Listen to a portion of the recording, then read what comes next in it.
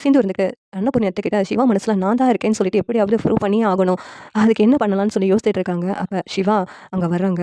உடனேவும் இங்க சிந்து ஒரு மருந்து பாட்டில கையில எடுத்து வச்சுட்டு, "டாக்டரே இங்க பாரு, நீ மட்டும் அன்னபூர்ணி அத்தைக்கிட்ட போயிட்டு, என்னுடைய மனசுல சிந்து தான் இருக்கா. வேற யாருக்கும் இடம் கிடையாது. சிந்து கூட தான் சேர்ந்து வாழ்வேன் அப்படின்னு நீ சொல்லவே இல்லன்னு நெனச்சுக்கோ.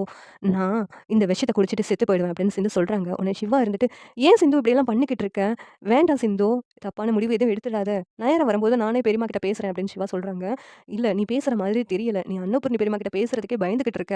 அப்படி இருக்கும்போது நீ எப்பதான் உன் மனசுல உள்ளத சொல்லுவ? நீ உன் மனசுல உள்ளத சொல்லாம இருந்தன்னா, ஸ்நேகாவ கண்டிப்பா அன்னபூர்ணி பெரியம்மா உனக்கு கல்யாணம் பண்ணி வச்சாலும் வச்சுடுவாங்க. அப்புறம் என் வாழ்க்கை என்ன ஆகுறது? எனக்கு தெரியாது. நீ இப்ப அன்னபூர்ணி பெரியம்மா கிட்ட பேசணும். இல்லன்னா நான் உயிரோட இருக்கக்கூடாது. இதுல 2ல ஏதாவது ஒண்ணு நடந்தே ஆகணும்" அப்படின்னு சொல்லிட்டு சிந்து சொல்றேன். "நீ கீழ போடு சிந்து. நான் இப்பவே பெரியம்மா கிட்ட பேசுறேன்" அப்படிங்கிறாங்க. "இல்ல டாக்டரே நான் உன்ன நம்ப மாட்டேன்.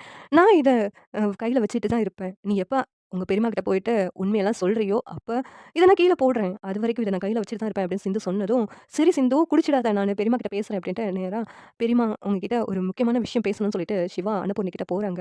உடனே அன்னபூர்ணி இருந்துகிட்டு, "என்னய்யா என்ன பேசணும்?" அப்படின்னு சொல்லி கேட்குறாங்க.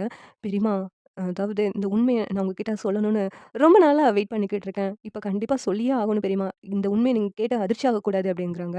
உடனே "என்னய்யா என்ன சொல்லணும்?" அப்படின்னு சொல்லிட்டு அன்னபூர்ணி கேட்டதும், "பெரியம்மா சிந்துவ நான் மனசார என் பொண்டாட்டியா ஏத்துக்கிட்டேன் பெரியம்மா.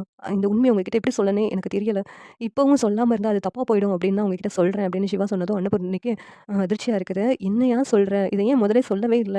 அப்படின்ட்டு அன்னபூர்ணி ஷாக் ஆகி நின்னுட்டு இருக்காங்க. இங்க சிந்து எப்படியோ சிவா உண்மைய சொல்லிட்டாங்க அப்படின்ட்டு சந்தோஷத்துல இருக்காங்க. இந்த சீரியல் எப்படி இருந்தா நல்லாருக்கும்னு நீங்க நினைக்கிறீங்கன்னு கமெண்ட் பண்ணுங்க. இந்த வீடியோ பிடிச்சிருந்தா லைக் பண்ணுங்க, ஷேர் பண்ணுங்க, சப்ஸ்கிரைப் பண்ணுங்க. Thank you.